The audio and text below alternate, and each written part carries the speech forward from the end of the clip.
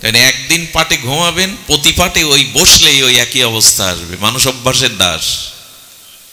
এটা আমি দেখেছি, যারা পাটে ঘুমায় এরা সব জায়গায় ঘুমায়, এটা আমি দেখেছি ফলো করে।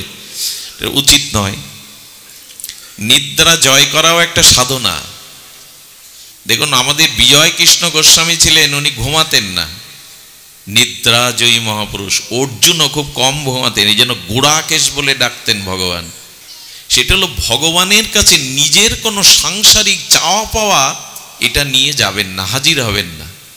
কারণ আপনার কি প্রয়োজন, এটা যেমন পিতামাতা ভালো বোঝে সন্তানের কি প্রয়োজন। এই জন্য মায়ের থেকে যে বেশি ভালোবাসে জানবেন ও রাক্ষস, ও আপনাকে গিলে খাওয়ার জন্য পুতনা সেজে এসছে। মায়ের থেকে জগতে যদি শাশুড়ির বেশি ভালোবাসে, অন্য মা যদি বেশি ভালোবাসে, জানবেন আপনি গেছেন, রাক্ষস আপনাকে গিলে খাওয়ার জন্য প্রস্তুত। এখন দেখছেন হিন্দু মিডিয়া চ্যানেলটি সাবস্ক্রাইব করুন। শাস্ত্র এই জন্য বলছেন একটি বিধি একটি নিষেধ। ঘুমাবেন না দয়া করে কেউ। অনেক মা ঘুমাচ্ছেন, বাবাদের চোখেও ঘুম। এই ঘুমালে আমার খুব কষ্ট হয়, কারণ আমি ঘুমাই না তো অন্য কেউ ঘুমাক এটা আমি চাই না। আমার বাড়ি যেতে 4টে, 4:30, 5টা বেজে যায়, ভোর হয়ে যায়। আমি ঘুমাই না তো আপনি ঘুমাবেন কেন? জেগে থাকুন। সামনে কাউকে ঘুম দেখলে বুকে খুব ভাগবত হারিয়ে ফেলি আমি। এটা ঘুমার জায়গা না। ঘুমাবেন না, অলসতা আনবেন না। এইগুলো একবার অভ্যেস হয়ে গেলে কিন্তু আর মানুষ অভ্যাসের দাস। এক জায়গায় 15 দিন পাঠ হচ্ছে, তো 5 দিনে একজন পিলারের গায়ে একটু বসতে ভালো লাগে, পিলারের গায়ে বসেছে। 6 দিনের দিন উনি আসাতে দেখে পিলারের গায়ে দখল করে আরেকজন বসে গেছে। তখন উনি বলছেন কি, আপনি একটু সরে যান, এই জায়গাটা আমার।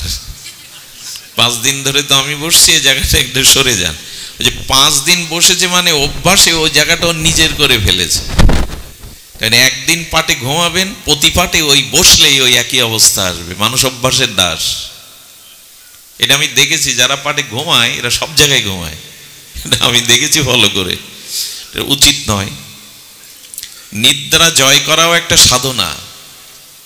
দেখুন, আমাদের বিজয় কৃষ্ণ গোস্বামী ছিলেন, উনি ঘুমাতেন না, নিদ্রা জয়ী মহাপুরুষ। অর্জুনও খুব কম ঘুমাতেন, এই জন্য গুড়াকেশ বলে ডাকতেন ভগবান। অর্জুনও নিদ্রা। অর্জুন কেন বীর? দ্রোণাচার্য দিনের বেলায় যে অস্ত্র শিক্ষা দিত, একদিন কৃষ্ণ উঠে দেখে অর্জুন নদীতে গিয়ে ওই ঢেউয়ের তরঙ্গের উপরে বান লক্ষ্যবান করে বান শিক্ষা করছে। ঢেউয়ের তরঙ্গের উপরে সারা রাত জেগে ওই অনুশীলন করছে। কৃষ্ণ বললেন, অর্জুন তো বিশ্ববিজয়ী হবে যার চেষ্টা আছে। অধ্যাবসায় অনুশীলন। দেখুন, আগে বললাম আপনি জঙ্গলে গিয়ে গোয়ায় বসে বছরের পর বছর ক্ষুধা তৃষ্ণা শীত গ্রীষ্ম তপস্যা করতে পারবেন না, কিন্তু ভাগবত আসরে এক নাগাড়ে 3 ঘন্টা মনস্থির করে চোখ খোলা রেখে বসাটার নাম তপস্যা। তপসহা, তাপ সহাকে বলে তপস্যা। এই যে কষ্টটা সহ্য করা, হরির জন্য, হরি কথার জন্য, সাধু সঙ্গের জন্য, হরি কথামৃতের সঙ্গামৃতের জন্য 3 ঘন্টা দেহের কষ্টটাকে সহ্য করার নামই হলো তপস্যা। তপস্যা মানে ওই মেরুদণ্ড সোজা করে উদ্ধপদে হেডমুন্ডে গিরিগোহায় কলিযুগেও তপস্যা নাই, সবাই পারবে না। 3 ঘন্টায় এক জায়গায় নিদ্রা অলসতা ত্যাগ করে এই কষ্ট সহিষ্ণু তাপ সহা, তাপ মানে কষ্ট সহার নাম হলো তপস্যা। আচ্ছা, তপ এর বানানটা উল্লে কি হয়, উল্টালে কি হয়? তপ মানে তপস্যা ভগবানের হৃদয়। বলে আমাকে হৃদয়ে ধরতে গেলে, বসাতে গেলে তপস্যার পাত্র চাই, তপস্যা ছাড়া আমাকে। আর তপস্যার অর্থ কি করলাম? এই 3 ঘন্টা এখানে কষ্ট স্বীকার করা। এই যে ভগবত কথা শোনার জন্য, সাধু সঙ্গ কথামৃত পানের জন্য শরীরের কষ্টটা সহনশীল করা। কি বলবো আমাদের। আচ্ছা, আপনি সারাদিন দোকানদারি করে যখন টাকা গোনেন কষ্ট হয় তো? টাকা গুনতে কষ্ট হয়, কয় লাখ কয় হাজার। বরঞ্চ কেউ যদি আসে, বউ ছেলে মেয়ে, তাদের দিকে পরে কথা বলো, সময় নেই। মালা জপ করতে ঘুম আসবে কেন? এটা অর্জন না, এটা উপার্জন না আপনার? ওই টাকা তো নিয়ে যেতে পারবেন না, নাম জপটা পরকালের সাথে যাবে। কিন্তু মানুষের অনেক জন্ম অভ্যাস না, এলা মালা জপ করতে বললে ঘুম আসে, টাকা জপ করতে বসলে ঘুম আসে। এখন যদি এসি বাসে করে ব্যান্ড বাজাতে বাজাতে মাইক বাজাতে বাজাতে বরযাত্রী নিয়ে যায় আপনাদের, ঘুমাবেন? এখন ঘুমাচ্ছেন কেন? কষ্ট স্বীকার করার, তাপ সহ্য করার নাম হলো তপস্যা। এই তপস্যা যার নাই তার হৃদয়ে ভগবান বসবে না। পাত্র হলো, আচ্ছা তপ মানে তপস্যা, বানানটা উল্টান, তপ বানান উল্টালে কি হয়? পত, ত প কি হবে কার্তিক দা? পত মানে পতন। তপস্যা যার নেই তার পতন অবশ্যম্ভাবী। জয় রাধে। তপস্যা যার নাই তার পতন অবশ্যই হবে। তপ বানান উল্টালে হয় পত মানে পতন, তার অবশ্যই পতন হবে। এই জন্য ঘুমায়েন না। এক এক জিনিসের জন্য যারা ঘুমাচ্ছিল তাদের ধন্যবাদ দিতে হয়, ওদের জন্যই তো এই কথা বেরোলো। মাঝে মাঝে ভগবতের সব আনন্দময়। একবার হচ্ছে কি, কেশিঘাটে মুরারি মোহনে পাঠ হচ্ছে, তো ভগবান শ্রীকৃষ্ণের জন্মাষ্টমী জন্মের কথা যেই বলতে গেছে, ভগবানের আবির্ভাবে আনন্দ ছড়িয়ে পড়েছে, বাইরে থেকে কোন দুষ্ট বালক টিনের উপর ইট ছুঁড়ে মেরেছে। তখন পাঠক পুণ্ডরিক উনি বলছেন কি, এই দেখুন ভগবান আসবে না, শব্দ হবে না, বাজি হবে না, তাই হয়, ওই দেখুন শব্দ হচ্ছে। কিছু কিছু ঘটনা ভাগবতের সাথে মিলে যায়। একবার বারবার কারেন্ট অফ হচ্ছে পাঠে, বারবার যদি শব্দযন্ত্র অফ হয় শ্রোতাদের শ্রুতি মধুরতা থেকে বিঘ্ন ঘটে। পাঠক এত বুদ্ধিমান, বলে আমি আপনাদের কার কথা শোনাচ্ছি? বলে কৃষ্ণের কথা। কৃষ্ণের গায়ের রং কেমন? কালো। তা কৃষ্ণের বর্ণনা যখন দিচ্ছি মাঝে মাঝে কারেন্ট অফ হয় তো কালোই নেমে আসছে, কৃষ্ণকে দেখুন না ওর মধ্যে। তো সব পরিস্থিতিতেই রাজি থাকলে দুঃখ আর এসে, যাদের বললাম তারা কষ্ট পাবেন না, আপনাদের জন্য দুটো ভাগবত বেরোলো, ধন্যবাদ। তবে ঘুমাবেন না। যে কথা বলছিলাম, পুত্র পিতার পীড়াটা তুলতে পারছে না, পিতা এগিয়ে যায়, এগিয়ে বলে খোকা দাও, আমি তুলছি, কিন্তু সন্তুষ্ট হয়ে চুমু দিয়ে দেয়, আহা আমার খোকা আমার জন্য পিড়ে আনছে। আচ্ছা, এতে পুত্রের খুব পরিশ্রম হয়, কঠোরতা আছে, শুধু ভাবনা বাবার পিড়েটা। ভগবান যেন বললেন, আমি তো তোমার পরম পিতা, বাবা ওইগুলো দেখা বন্ধ করো, সামনে নাড়াচাড়া করলে আমার পাঠ বন্ধ হয়ে যাবে, এগুলো পরে দেখো। কি বলছিলাম?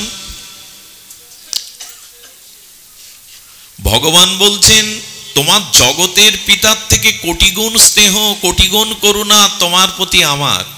তুমি শুধু একটু ভাব রাখো যে আমি ভগবানে কর্ম সমর্পণ করব, ভগবানে একটু সেবা, তার প্রসন্নতা করব, এইটুকু ভাবুন না সারা দিনের মধ্যে। 24 ঘন্টা দিন রাত, কিন্তু কতটুকু ভাবি ভগবানের সুখের কথা। যমুনার কোলে খেলি কদম্বের বন, রতন বেদির পরে বসাবো দুজনে। ভাবেন তো যে বৃন্দাবনে নীল যমুনার জল বইছে, যমুনা পুলিনের দুই ধারে কদম্ব বৃক্ষের নীল ছায়া বন, কালো কদম্ব বন। সেই কদম্ব বনের ঝিরিঝিরি বাতাসের মধ্যে স্বর্ণ বেদির পরে আমি যুগলকে বসিয়েছি, আর হেম গৌরবী অঙ্গ দিব সোয়া চন্দন গন্ধ। একটু গন্ধ মাখিয়েছি তো রাধারানীর কাপড়ে, বস্ত্রতে, একটু মালতীর মালা গেতে দুজনকে পরিয়েছি তো, একটু রাধা মাধবকে দোলনায় মনে মনে একটু দোল দিয়েছি তো, একটু চামর বিজন করে তাদের শীতল হাওয়া দিয়েছি তো। এই ভাবনাগুলো মনে আনাই ভক্তি, অন্য কিছু না। ভগবানকে সেবা দিয়ে সুখ দেওয়ার নাম হলো ভক্তি। এই যে আপনারা এখানে বসে হরিকথা শুনছেন, এটাই ভক্তি। কারণ শ্রবণাঙ্গের থেকে বড় ভক্তি অঙ্গ আর, এই যে আপনারা শ্রবণ করছেন, এটাই কলিযুগের বিশেষত শ্রেষ্ঠ ভক্তি অঙ্গ শ্রবণ। এই যে আপনারা কষ্ট করে দাঁড়িয়ে কায়িক পরিশ্রম সহ্য করে, তাপ প্রবাহ সহ্য করে এই কত দূরে আবার ঘরে ফিরে যাবেন কত রাত্রে, এই যে ভগবানের কথা শ্রবণের জন্য এই যে পথ ক্লেশ, এই যে কায় ক্লেশ, এই যে ক্ষুধা তৃষ্ণা নিদ্রাকে জয় করা, এটাই সব থেকে বড় ভগবত সেবা, সব থেকে বড় ভক্তি অঙ্গ। ভগবান আজ আনন্দে দেখছেন আমারই সৃষ্ট, আমারই অংশ, সনাতন অংশ, আমারই অংশ ভক্তগণ, আমার পুত্র সন্তানগণ আজ হিংসা বিদ্বেষ ভুলে একত্রিত হয়ে তারা আমার গুণগান করছে, এতে ভগবানের আনন্দ হচ্ছে। এই তাকে আনন্দ দেওয়ার নামই সেবা, মানে আনন্দ। আর আনন্দ বা সেবার নামই হলো ভক্তি, কঠিন কিছু না। কিন্তু জাগে কই? সব তো সংসারের বাসনা জাগে, নিজ ভোগের বাসনা জাগে, ভগবানকে আনন্দ দেওয়ার বাসনা জাগে কই? একটু জাগাও মা। রান্না করতে গিয়ে যদি মনে করো রাধারানী রান্না করছেন গোবিন্দের জন্য, শ্যামসুন্দর জন্য, ওই রান্নাটাও তোমার ভগবত সেবা হয়ে যায়। রাধারানী স্বর্ণ টুলের ওপরে বসেছেন, আর রাধারানী শ্যামসুন্দরের চিন্তা করতে করতে অন্নটা রান্না করছেন, ওই অন্নটাই ভজন হয়ে গেল, গোবিন্দের সমর্পণ হয়ে গেল। কিভাবে রাত দেয় জানেন? এই জন্য সবার দ্বারা ভগবানের ভোগ রান্না হয় না। একবার এক মা রান্না করছেন, একজন ভক্ত গিয়ে ওই যে রান্নার একটা গন্ধ ওঠে না, বাতাসে গন্ধ ওঠে, মা আজকে প্রসাদ খুব ভালো লাগবে, কষ্ট পেয়ে ওইটা নামিয়ে আবার রান্না চড়ালেন। ভগবানের প্রসাদের আগে তুমি তো উচ্ছিষ্ট করে দিলে। এই জন্য ভগবানের ভোগ রান্না সবাই ওখানে এইটো করে দেখবো স্বাদ কেমন হয়েছে, ওইটা আপনিই ভোগ করে দিলেন, আপনিই প্রসাদ করে দিলেন। রাধারানীকে স্মরণ করে গোবিন্দ সেবায় লাগবে ভেবে করলে এমনি স্বাদ হয়ে যাবে, লবণ চেক করতে হবে না কতটা স্বাদ হয়েছে, উচ্ছিষ্ট হয়ে গেল। ভাবনাটাই ভক্তি। কলিযুগে আপনি ভগবানের সেবার ভাবনা ভাবুন। আরে এক দরিদ্র রাখাল, প্রতিষ্ঠানপুরে বাড়ি, জীব গোস্বামী বলছেন ভক্তি সন্দর্ভে, তুমি রাখাল কিন্তু মনে মনে খুব ইচ্ছা আমি একটু ভগবানকে সেবা দেব, কিন্তু সামর্থ্য নাই, গরু রেখে বেড়ায়, যা 2-4 টাকা আয় করে তা সংসারে লেগে যায়, কোথায় ভগবান সেবা করব। একদিন গরুগুলো ছেড়ে দিয়ে সময় পেয়েছে, ভাগবতে বসেছে, ভাগবত আচার্য পাঠ করছেন, সেবা মনে মনেও দেওয়া যায়। সামর্থ্য যদি না থাকে, সময় যদি না থাকে, তো মনে মনে বিভিন্ন উপচারে ভগবানের সেবা দেওয়া যায়, এতে ভগবান গ্রহণ করেন। ওই কিশোর আনন্দে উদ্বেলিত হয়ে মনে করছে কেন এতদিন ভাগবত শুনিনি। মনে মনেও তার সেবা হয়, মনোময় সেবা। এ সেবার নাম হলো দ্রব্যময় সেবা না, মনোময় সেবা। আচ্ছা, মনে মনে কুচিন্তা করলে, কামের চিন্তা করলে, পরস্ত্রীর চিন্তা করলে প্রতিক্রিয়া হয় কিনা দেহ মনে? একটু কথা বলুন, হয় কিনা? তো কাম বা কুচিন্তা করলে যদি তার প্রভাব মনে শরীরে পড়ে, ভগবানের সেবা চিন্তা মনে মনে করলে প্রভাব পড়বে না? অবশ্যই পড়বে। মনোময় সেবা। ওই স্নান করেছে, তিলক নিয়ে গরুগুলো ছেড়ে দিয়ে বড় বটবৃক্ষের ছায়ে বসে গেছে, মনে মনে ভাবছে একটা মন্দির তৈরি করব। প্রথম ইট এনেছে, খড় এনেছে, বালি সিমেন্ট মিস্ত্রি এনেছে, আরে গোবিন্দের মন্দির করব তো ইট কাঠ মাটি দিয়ে করব কেন, মণিমুক্তা দিয়ে করব। মণিমুক্তা দিয়ে 2 তলা মন্দির, সুন্দর করে কাষ্ঠের সুন্দর সিংহাসন, ওখানে যুগল রাধা মাধব 2 পাশে নিতাই গৌরকে বসিয়েছে। মনে মনে সব করছে, মনে মনে ফুল চন্দন দিল, মনে মনে বলছেন কি ভোগ দেব, তো ক্ষীর রান্না করেছে, ক্ষীর বড় ভালোবাসে আমাদের কানাইয়া, বৃন্দাবনের ঠাকুরের মিষ্টি ভালোবাসে, তো ওরা ক্ষীর তৈরি করে দিয়েছে। ক্ষীরটা তৈরি করে ভাপ উঠছে, মনে মনে ভাবছে এটা তো সেবা উপযোগী হয়নি, ঠান্ডা হয়নি, আঙুল দিয়ে মনে মনেই দেখতে গিয়ে বাইরের আঙুল সেক খেয়ে পড়ে গেছে। এটা হয়। উচ্চ বারান্দা থেকে শিশু সন্তান হামাগুড়ি দিত পড়ে গেল, দূর থেকে মা এই দৃশ্য দেখলে ব্যথাটা ওর থেকে মার বুকে বেশি লাগে, ইস কোকা পড়ে গেল। ওই যে আত্মা আত্মযত ব্যথাটা ওখানে মার বুকে কিল লেগে যায়। ওই যে সেবাটা মনে মনে যথার্থ ভক্তিতে দিচ্ছিল, ওদিকে বৈকুণ্ঠে নারায়ণ হেসে উঠেছে। লক্ষ্মী দেবী কমলা দেবী বললেন, প্রভু ভক্তের কোনো লীলা দেখে হাসলেন? বলো ওই দেখো, মনে মনে মন্দির, মনে মনে বিগ্রহ, মনে মনে অর্চন, মনে মনে ক্ষীর, মনে মনের হাত আঙুল পড়েছে বাইরে। লক্ষ্মী দেবী বলতে তাকে হয় মনের ক্ষীরে বাইরের আঙুল পড়ে? বলে দেখো না তুমি। বলে দেখবো কি, তাহলে ওকে তুলে আনি। বলে আমি আর যাব না। ওকে বিমান পাঠালেন, বিমান পাঠিয়ে বললেন আচ্ছা মৃত্যুর পরে তো কোনো পুণ্যাত্মা ভগবত আত্মা বৈকুণ্ঠে যায় চতুর্ভুজ ধরে, ওকে সরাসরি বিমানে করে লক্ষ্মী দেবী সেবক নিয়ে গিয়ে বললেন তোমার আঙুলটা দেখি। বৈকুণ্ঠে যাওয়ার পরে দেখে আঙুল ছেঁকে এসে বলছে তোমার নারায়ণের সেবার এত বিলাস, এক কাজ করো আর ফিরে যেতে হবে না, এখানে বসে বসেই সাক্ষাৎ সেবা করো তুমি। এটা জীব গোস্বামী বলছেন। এখন মনটাকে তো তার ভাবনাটা দিন, মনে মনেও করতে যদি অলসতা থাকে তার যাব কোথায়? শোনেন, মনের মধ্যে ভগবানের নাম রূপ লীলা সেবা এই ভাবনাগুলো ঢোকান, ওই মনে আর কিছু ঢুকবে না। এটাই মনকে শান্ত করার, মনকে সুস্থ করার, মনকে সন্তুষ্টি করার, মনের প্রসন্নতার এটাই একমাত্র মহাঔষধি।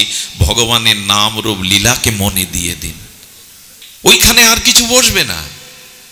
কিন্তু এটা তো আমাদের রুচিতে আসতে হবে, অনুভবে আসতে হবে, না হলে হবে না। আমি বলছিলাম ভক্তি সহজ, শুধুমাত্র তাকে একটু সেবার। তবে হ্যাঁ, এখানে দুটো জিনিস বলেছিলাম, কঠিন করে ফেলেছি, সরলতা নাই। এই যেমন বিশ্বাস করে নিল এই রাখাল, সে বিশ্বাস করেই সেবা করলো।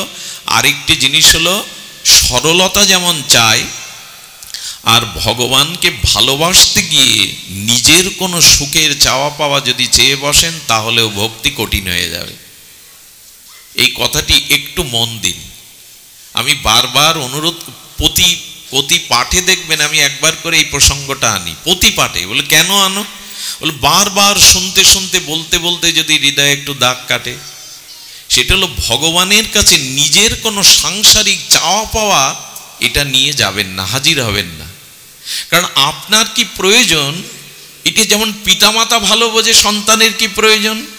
এই জন্য মায়ের থেকে যে বেশি ভালোবাসে জানবেন ও রাক্ষস, ও আপনাকে গিলে খাওয়ার জন্য পুতনা সেজে এসছে।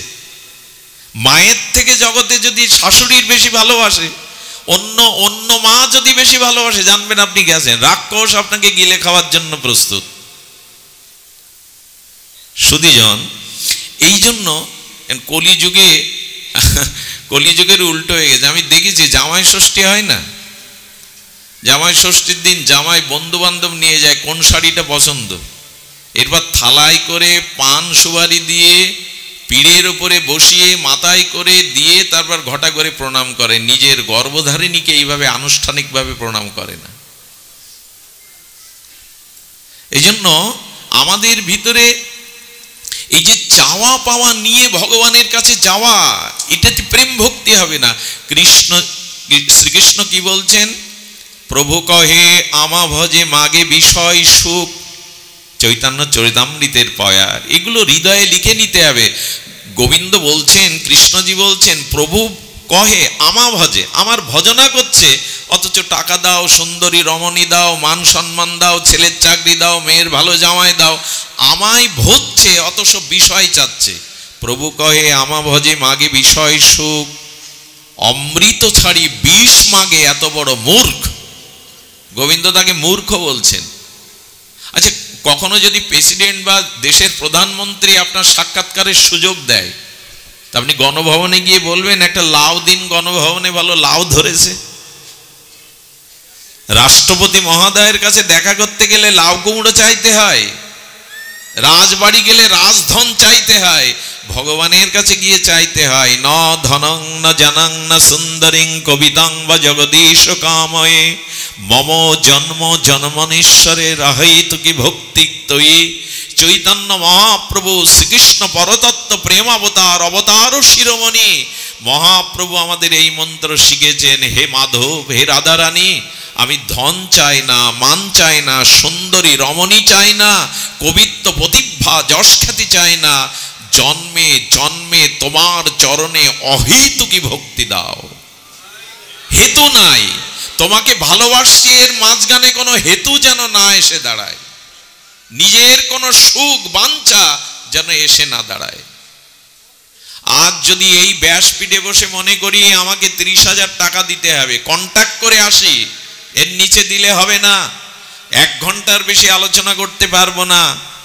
আর যদি মনে করি আজকের আলোচনা এমন করে বুদ্ধিদীপ্ত কূট কৌশলে করতে হবে যাতে মনে করে এই বক্তার কাছে অন্য বক্তা ম্লান, কেউ এর সমান নয়, এই ভাবনা নিয়ে যদি এখানে বসেন তো শেষ।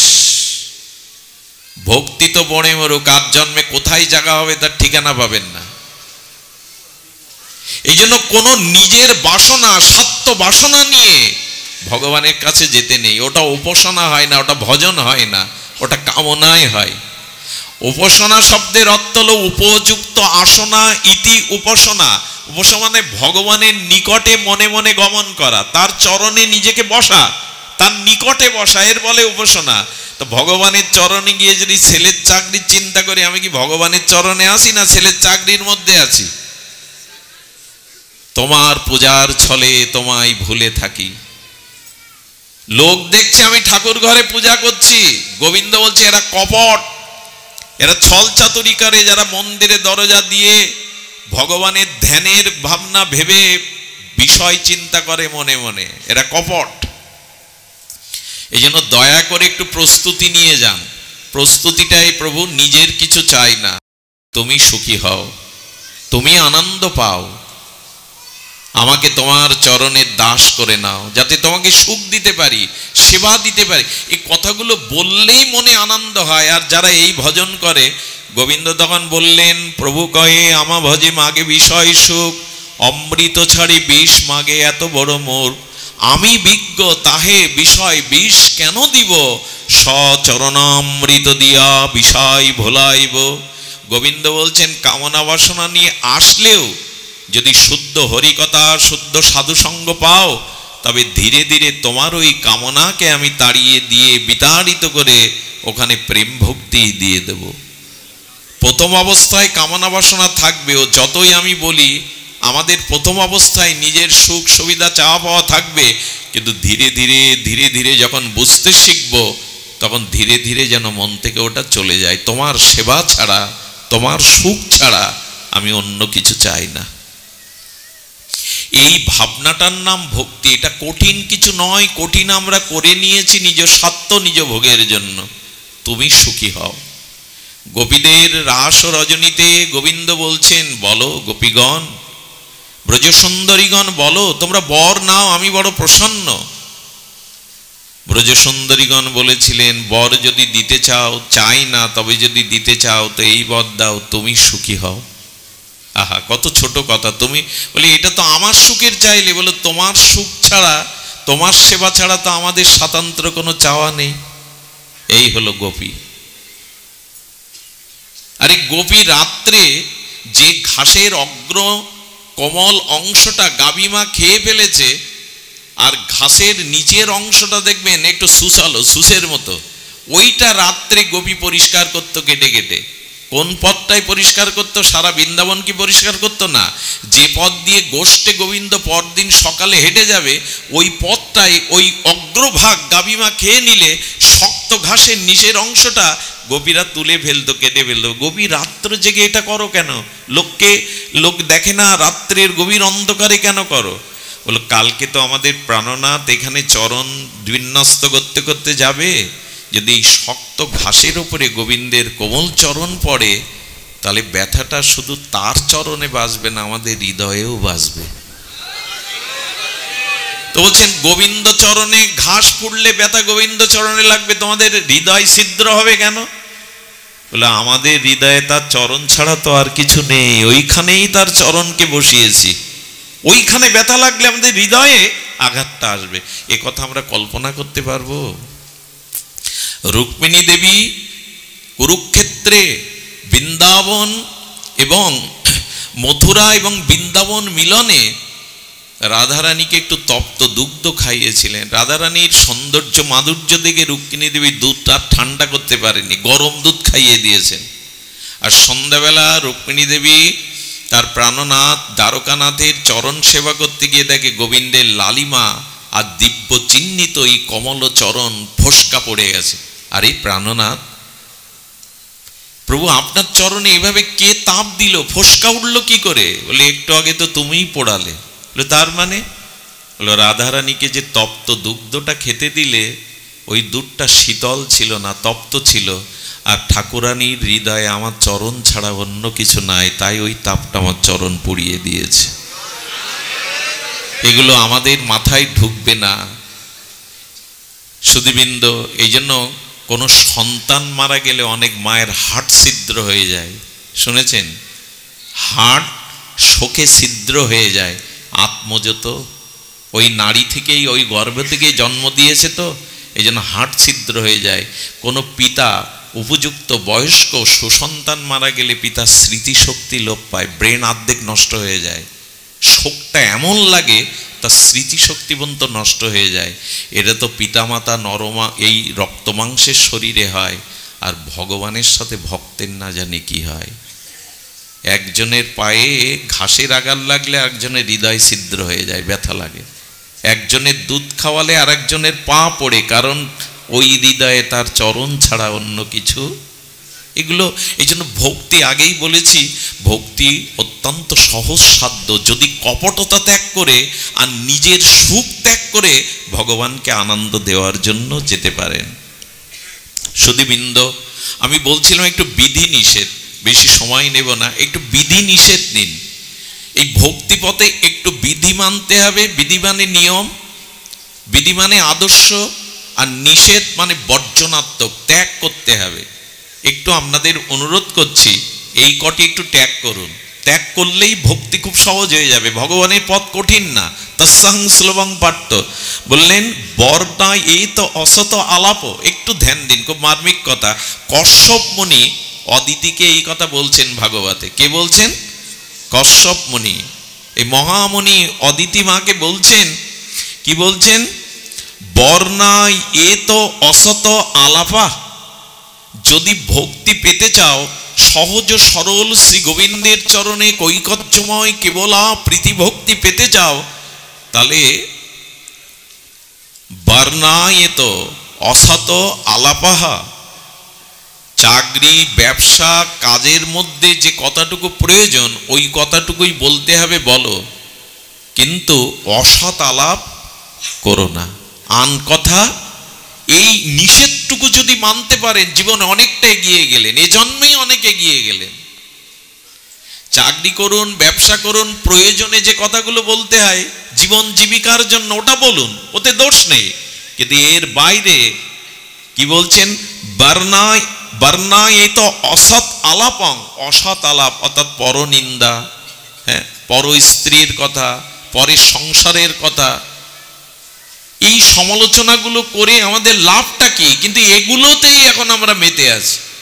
রাত দিন দেখবেন এই অসৎ আলাপ, এই অসৎ আলাপে সব শেষ হয়ে যায়। কর্ণ দিয়ে এই অসৎ বার্তা, পরনিন্দা, পরচর্চা, লোকের গীবত গাওয়া, সাধুদের দোষ দেখা, সাধুদের নিন্দা করা, এইগুলো কর্ণে অসৎ বার্তা ঢুকলো, আর আপনার জীবন শেষ হয়ে গেল। বিধির মধ্যে আর একটা জিনিস বলি, কৃষ্ণ বিমুখ, ভগবত বিমুখ, ভজন বিমুখ এদের সঙ্গ করবেন না। বিধির মধ্যে এগুলো খুব মানা প্রয়োজন। 10 বছরের সাধনা ওই অসৎ সঙ্গে যদি কৃষ্ণ বিমুখ, ভগবত বিমুখের সাথে মেশেন, ও আপনাকে টেনে নেবে। 10 বছরের সাধনাকে টেনে নিয়ে কুপথে নিয়ে যাবে।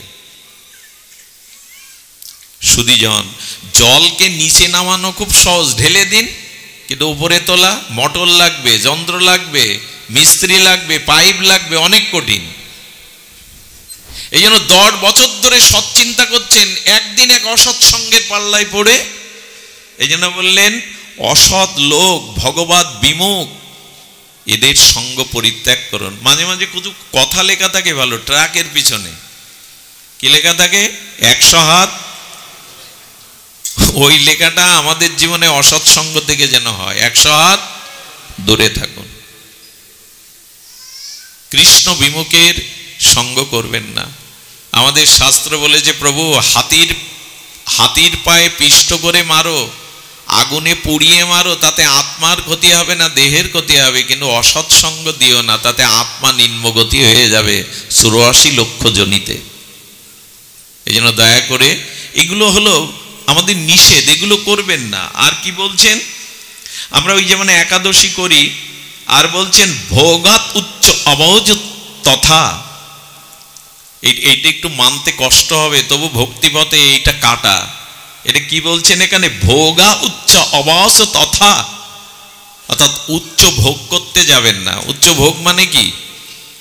হাতির পিঠে ওঠার ইচ্ছা, ঘোড়ায় চড়ার ইচ্ছা, রেশমি কাপড় পরার ইচ্ছা, নেপালি কম্বল পরার ইচ্ছা, চেয়ারটাও বাড়ি রাজপ্রাসাদের মতো চেয়ার, এ না হলে বসতে পারবো না। এই উচ্চ ভোগ মানুষকে ত্যাগ বৈরাগ্য থেকে দূরে সরে নিয়ে যায়।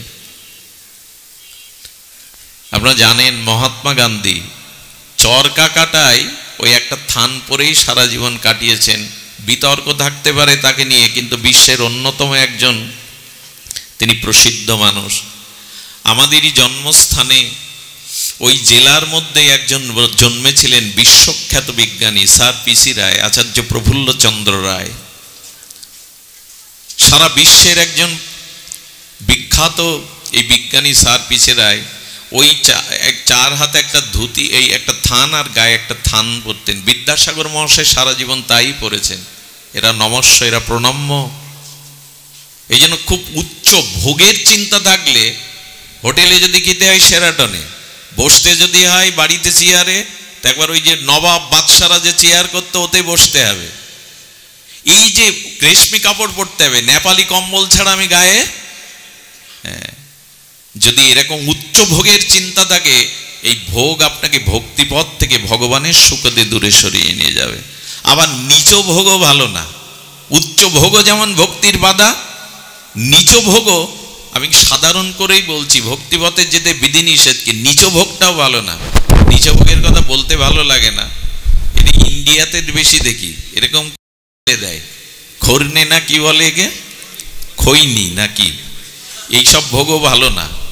পান খাবেন খান, আমার তাতে আপত্তি নেই, 4-5টা মিশাচ্ছে ওতে, জর্দা, তামাক, চুন খয়ের, এইগুলো নিচ ভোগ, এগুলো ঠিক না। আমাদের আবার আছে মহাপ্রভু পান ভোগ দিতে হয় বলে পান আমরা 4-5টা পাবো, এরকম না। অনেকেই আবার মহাপ্রভুকে দেওয়ার নাম করে পায়। পান খারাপ জিনিস না, ভেষজ, কিন্তু তাতে যেসব মিশায় আমরা, এক একজনের কাছে দেখি কটু রয়েছে, 4 মুখের কটু, ওইখানে এক এক থেকে এক রকম বের করে। এগুলো ঠিক নাই, নিচ ভোগটাও ঠিক না। আজকে কালী পূজা তা একটু খেয়ে নিলাম, এরকম নিচ ভোগ ঠিক না। এইসব জিনিসগুলো ভাবা ঠিক না। উচ্চ ভোগও যেমন ঠিক না। মহাপ্রভু বলেছিলেন রঘুনাথ দাস গোস্বামী, ভালো না খাইবে ভালো না পরিবে, গ্রাম্য বার্তা না কইবে গ্রাম্য না শুনিবে, আর অমানি মানদ হয়ে মানুষে রাধা কৃষ্ণ চরণ সেবিবে। এটা শ্রীকৃষ্ণ চৈতন্য মহাপ্রভুর। ভালো দামি পোশাক পরলে দেখবেন আয়নার সামনে গিয়ে 10 বার দেখতে ইচ্ছা করে, বেশ মানিয়েছে, এটা অভিমান কাজ করে, এটা গর্ব কাজ করে।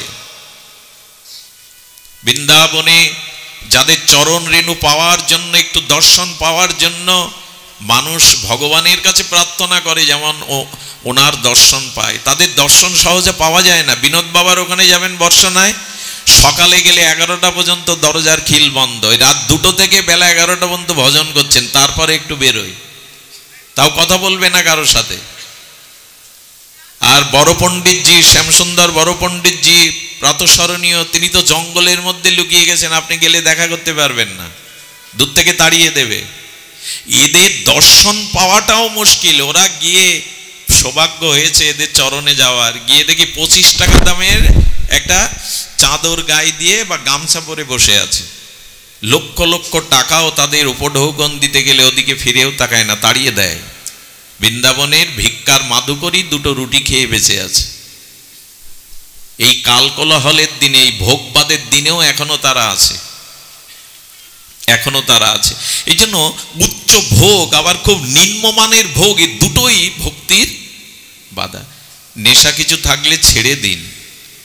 এই যে আমার মনে হয় যারা পাঠ শোনেন তাদের অন্তত কোনো নেশা করা উচিত নয়, হরিনামের নেশাটা জাগান।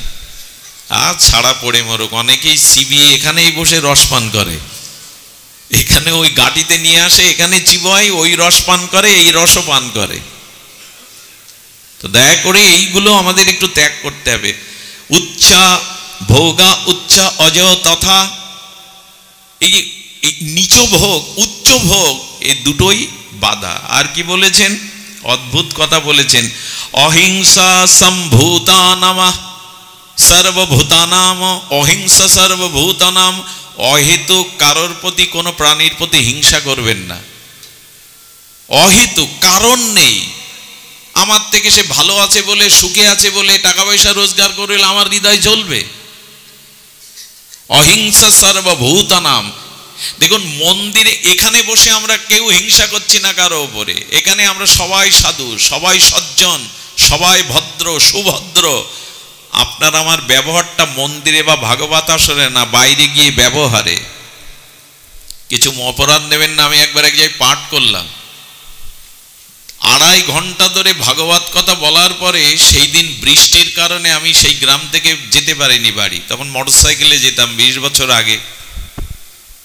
তো যিনি সামনে বসে পাঠ শুনেছেন, আমি যে বাড়িতে বিশ্রাম নিয়েছি তার পাশের ঘর তার। সে এসে দরজায় 2-3 বার টোকা দিয়ে তার স্ত্রীকে রেখেছে। সারাদিন পরিশ্রম করা, বৃষ্টি এসেছে, অধিক রাত্রে ঘুমিয়ে পড়েছে, উঠতে দেরি হয়েছে। একটু দরজায় যে দেরি হয়েছে, দরজায় লাথি মেরে বিকট শব্দ করে যেসব অশ্লীল কথা তাকে গালি দিল ওই মাটাকে। আমি বললাম কাল থেকে আমি আর পাঠে যাব না, আমার যাওয়া উচিত না। এই ব্যক্তিটাই 2 ঘন্টা বসে এখানে পাঠ শুনেছে। এই পাঠ শোনার মানে কি? এখানে ভদ্র, এখানে তো ভদ্র এমনিই হতে হবে। এখানে আমাকে কেউ অভদ্র আচরণ করতে এমনিই দেবে না। এইখানে ভদ্রতা নয়। মন্দিরে 3 ঘন্টা বসে থাকা আপনার পরিচয় না আপনি কত ভদ্র, কতটা ভক্ত। ব্যবহারিক জীবনে আপনার পরিচয় হবে আপনি কতটা ভদ্র, কতটা ভক্ত। এখানে বক্তব্যের উচ্ছ্বাস ঝর্ণা বয়ে দিলে, এখানে কেঁদে কেটে গড়াগড়ি দিলেই আপনি ভক্ত তা নয়। আপনার ব্যবহার জীবন কেমন, আপনি মানুষের প্রতি কতটুকু সুব্যবহার করেন, কতটুকু ভদ্রতা বজায় রাখেন, এটাই আপনার ভক্তের পরিচয়। এটাতেই আমরা আজ পিছিয়ে পড়ছি। এই জন্য বলছেন না, অহিংসা সর্বভূতানাম, সকলের প্রতি অহিংসা ভাব রাখো। কোনো কারণে হিংসাটা কারো প্রতি করলে ওটা নিজের মধ্যে ফিরে আসে। বাসুদেব পরায়ণা, কেন হিংসা করবে না? না প্রত্যেকের মধ্যেই আমার ভগবান আছেন। কাকে হিংসা করব? সবার হৃদয়ে তো উনি বসে আছেন। হৃদ্দেশ অর্জুন তিষ্ঠতি, গোবিন্দ বলছেন আমি প্রত্যেক জীবের হৃদয়ে আছি। হিংসা যাকে করছেন ওটা আপনার কাছে ফিরে আসবে। এটাই মনোধর্ম। কাউকে যখন আপনি আঘাত করবেন, তার মনের আঘাতটা যেহেতু আত্মা বসে আছে আপনার কাছে আসবে। কাউকে মনে মনে ভালোবাসবেন, তাকে জানতে দেবেন না, ওই ভালোবাসা তার থেকেও আপনার প্রতি আসবে। এটা বলা লাগবে না, এটা টেলিফোন তার লাগবে না। এটাই ভালোবাসার ধর্ম, এটাই মনোধর্ম। যার প্রতি যেমন ভাব আপনি অর্পণ করবেন, আপনার হৃদয়ে সেই রূপ ভাবই আসবে। এটা মনোধর্ম। মনোবিজ্ঞান বলছে এটাই মনোধর্ম। এই জন্য দয়া করে নারায়ণ পরায়ণ, সবখানে ভগবান আছেন, এইভাবেই ভক্তি করুন।